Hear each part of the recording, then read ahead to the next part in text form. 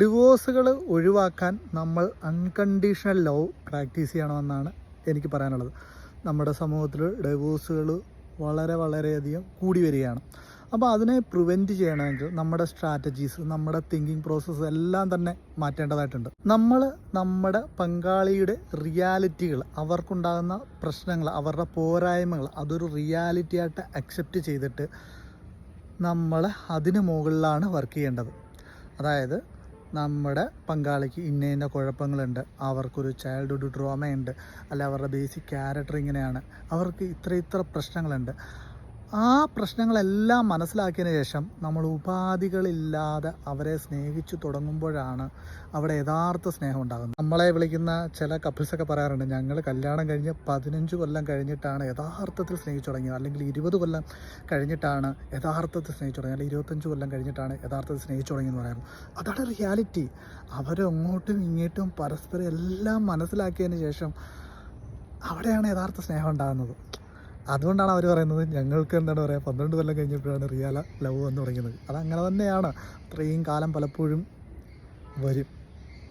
ഈ ഒരു കോൺസെപ്റ്റ് മനസ്സിലാക്കണമെങ്കിൽ നമ്മൾ ഐഡിയലൈസേഷൻ എന്ന് പറഞ്ഞ കോൺസെപ്റ്റിനെ കുറിച്ച് അറിയണം, അതോടൊപ്പം തന്നെ റിയലിസം എന്ന് പറഞ്ഞ കോൺസെപ്റ്റിനെ കുറിച്ച് അറിയണം. അപ്പോൾ നമ്മുടെ സങ്കല്പത്തിൽ ഒരു ഭാര്യ ഉണ്ടായിരിക്കും, അല്ലെങ്കിൽ നമ്മുടെ സങ്കല്പത്തിൽ ഒരു ഭർത്താവ് ഉണ്ടായിരിക്കും. പലപ്പോഴും അതായിരിക്കില്ല നമുക്ക് കിട്ടുന്നത്.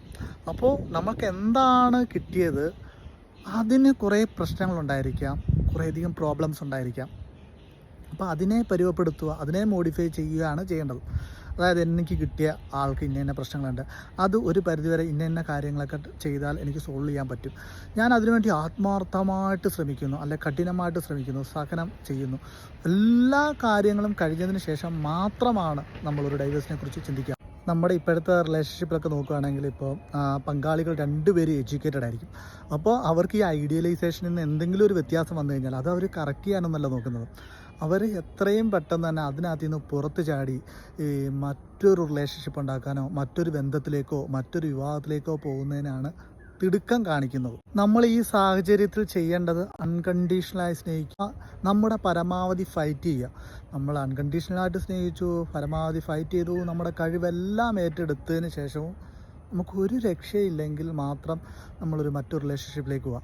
അങ്ങനെ പോയാൽ മാത്രമേ ആ റിലേഷൻഷിപ്പെങ്കിലും മീനിങ് ആവത്തുള്ളൂ. അല്ലാതെ ഇപ്പോൾ ചെറിയൊരു പ്രശ്നം വരുമ്പോൾ തന്നെ ബ്രേക്കപ്പ് അല്ലെങ്കിൽ മറ്റൊരു റിലേഷൻഷിപ്പിലേക്ക് ചാടുന്നത്, ദാറ്റ്സ് നോട്ട് ഗുഡ് എന്നാണ് എനിക്ക് പറയാനുള്ളത്. ഇത്രയൊക്കെ ചെയ്ത് കഴിയുന്ന മൊമെൻറ്റിൽ, അല്ലെങ്കിൽ നമ്മൾ പരാജയപ്പെടുന്ന സമയത്ത് നമ്മുടെ ബോഡിയും മൈൻഡും എല്ലാം സിഗ്നൽ തന്നു തുടങ്ങും, വിട്ടുപോകാൻ വേണ്ടി ഒരു സിഗ്നൽ തന്നു തുടങ്ങും. ആ ടൈമിൽ മാത്രമേ നമ്മൾ ഉപേക്ഷിക്കാവൂ, അല്ലെങ്കിൽ ആ ബന്ധം ഉപേക്ഷിക്കാവൂ എന്നുള്ളതാണ് അതിൻ്റെ ഒരു സംഭവം.